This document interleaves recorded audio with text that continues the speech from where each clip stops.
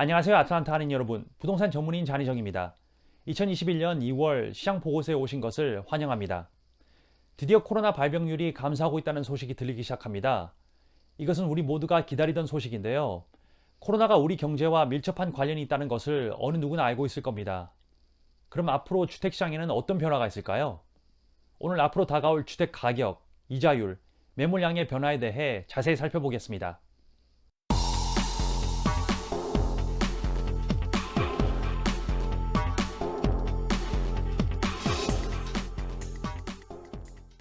우선 작년에 무슨 일이 있었는지 먼저 살펴보겠습니다. NAR에 따르면 2020년 기존 주택 판매는 총 564만 채로 2019년보다 5.6% 증가했으며 대불황 이전 이후 가장 많은 수치를 기록했습니다. 여기 대불황은 2018년을 언급하는 것입니다. 네, 작년 봄 주택시장이 막 바빠지기 시작할 때 시장을 닫았던 것을 고려한다면 매우 놀라운 사실입니다. 그럼 이번 해는 어떨까요? 전문가들은 2021년 매출량을 어떻게 예상하고 있을까요? 이 차트를 보면 Fannie, NAR 및 MBA가 모두 2020년에 예상했었던 판매량보다 더 많은 양을 이번 해에 예측하고 있습니다. 그리고 여기서 알아야 할 점은 작년 주택시장이 이번에 주택시장에 막대한 영향을 미쳤다는 것입니다. 이 모든 매물들이 과연 어디에서 나올 것인지에 대해 잠시 후에 알아볼 것입니다. 그 전에 전문가들의 최근 주택 가격 예측에 대해 잠시 이야기해 보겠습니다. 여기 보시다시피 왼쪽에 있는 7명의 전문가들 모두 평균 5%의 인상을 예상하고 있습니다. 이것을 미국의 3.8% 역사적 평균 주택 가격 인상과 비교하면 상당히 높다는 것을 알 수 있습니다. 그러면 이것은 무엇을 의미하는 것일까요? 이는 가격이 항상 수요와 공급의 요소임을 의미합니다. 기본적으로 공급이 한정되어 있고 더 많은 사람들이 집이 필요하다고 말하는 것입니다. 물론 앞으로 시장에 더 많은 주택이 나올 것이고 더 많은 수요가 있을 것입니다. 그리고 이것을 인식한 전문가들이 이번에 주택시장에 안전한 가격 인상을 예상하는 것입니다. 자, 요즘 많은 사람들의 뜨거운 관심 중 하나는 금리입니다. 그리고 여기 30년 고정금리에 대한 프레디 맥의 최근 예측입니다. 보시면 주황색 선은 우리가 겪었던 금리이고 파란색 선은 앞으로의 예측입니다.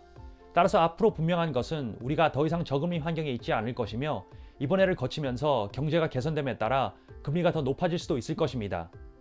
계속해서 프레디 맥을 비롯한 다른 전문가들의 최근 30년 고정금리 예측을 살펴보겠습니다.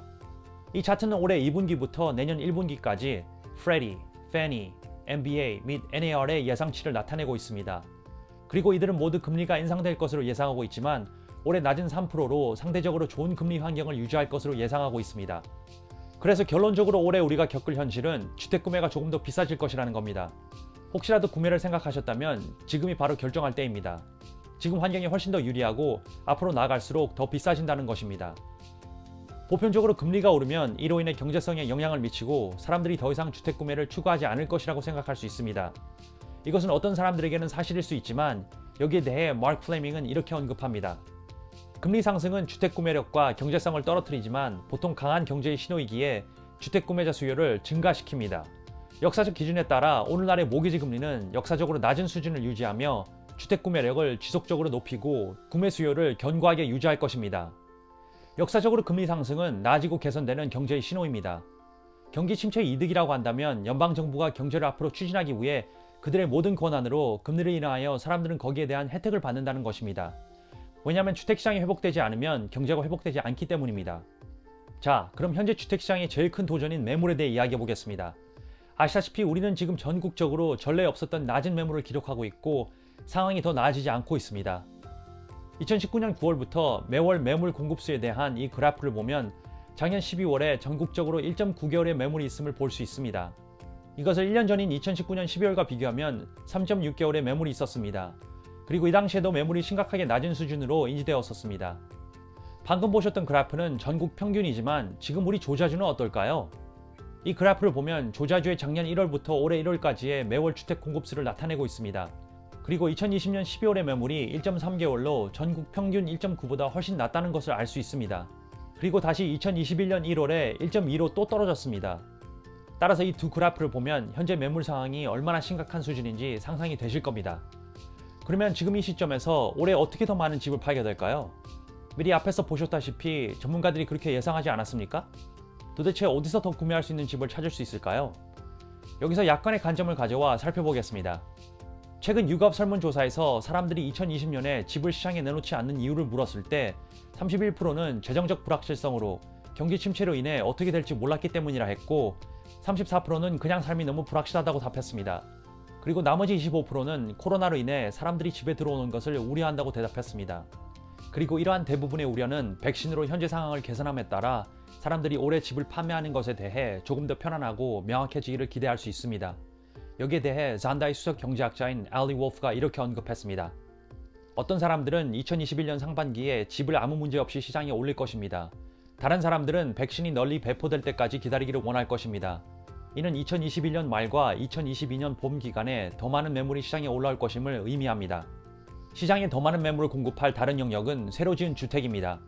NBA의 조우 칸은 이렇게 언급했습니다. 주택 판매 활동은 모기지 신청과 주택 판매 모두 2019년보다 상당히 빠른 속도로 진행되어 주택 수요와 신규 주택 건설이 지속적으로 증가하고 있음을 보여주고 있습니다. 건설업자들은 2020년을 높은 자신감과 낙관으로 마무리했습니다. 그리고 현재 건축 허가 신청서가 어느 때보다 높기 때문에 앞으로 많은 매물이 시장에 나올 것입니다. 그래서 이 모든 이유로 인해 매물의 수가 많아질 것임을 알 수 있습니다. 이것이 전문가들이 작년에 비해 올해 주택 매출이 5% 증가할 것으로 예상하는 이유입니다. 잠시 모기지에 대해 이야기해 보겠습니다. 현재 유에서 벗어난 사람들에게 무슨 일이 일어나고 있으며 이것은 시장에 어떤 영향을 미칠까요? 여기 작년 6월 1일부터 올해 1월 20일 동안의 기간을 NBA가 발표한 최신 정보입니다. 이것은 모기지회를 이행 중이던 270만 명의 사람들이 프로그램을 벗어났을 때의 상황입니다. 그래프의 절반 이상을 차지하는 녹색 부분 51.7%는 모기지를 매달 원래대로 수행했고 재용자를 통해 대출금을 다 갚거나 집을 팔았으며 밀렸던 모기지 연체를 원상태로 복귀하였습니다. 원래 이들 대부분은 유예 프로그램이 필요하지 않았지만 만약 매월 모기지를 지불하지 못할 상황을 대비해 보험으로 신청했다고 말할 수 있습니다. 3분의 1을 차지하는 파란색 부분은 현재 상한 계획으로 대출 수정 또는 대출 연기를 신청했습니다. 현재 대출 기관들은 누락된 지불금을 처리하거나 마지막에 지불 시정을 할 수 있도록 한다든지 하여 돕기 위해 노력하고 있습니다. 그래프의 빨간 부분 15.3%의 사람들은 여전히 어려움을 겪고 있습니다. 이들은 손실 완화 계획이 없고 현재 체납된 사람들입니다. 이들은 이미 didn't lose 또는 short sale을 시작했으며 언젠가는 차압으로 바뀔 수 있습니다. 저는 이들이 모두 차압으로 진행되지 않을 거라 생각하지만 가능성은 있습니다. 그래서 대체로 모기지회로 인해 앞으로 주택 차압의 증가를 보게 될까요? 네, 그럴 것입니다.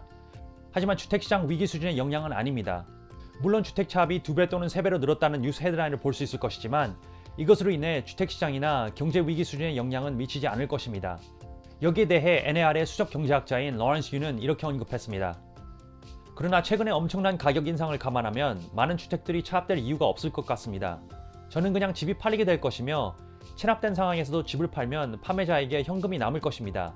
그래서 다행히도 우리는 체납된 주택들이 대량으로 팔릴 것을 예상하지 않습니다. 오늘 우리가 집에 소유하고 있는 에qu이는 많은 양이며 이것은 사람들에게 2008년 주택 위기에 없었던 옵션을 제공합니다. 2008년에는 사람들이 실제로 자신들의 집의 가치보다 더 많은 빚을 지고 있었기에 그냥 포기하고 떠났었습니다. 이것은 지금과는 상당히 대조적입니다. 오늘날 우리는 완전히 다른 시나리오에 있습니다. 자, 오늘은 이것이 전부이고 여러분께 도움이 되었으면 좋겠습니다. 오늘 주택 판매자들은 미국 역사상 집을 팔기에 최고로 좋을 때이지만 한편 구매자라면 집을 사기 위해 여지껏 전례 없었던 치열한 경쟁을 해야 합니다. 오늘 제가 다룬 내용이 여러분들에게 중요한 부동산 결정을 내리는데 도움이 되었기를 바랍니다. 건강 유의하시고 다음에 또 뵙겠습니다. 안녕히 계세요.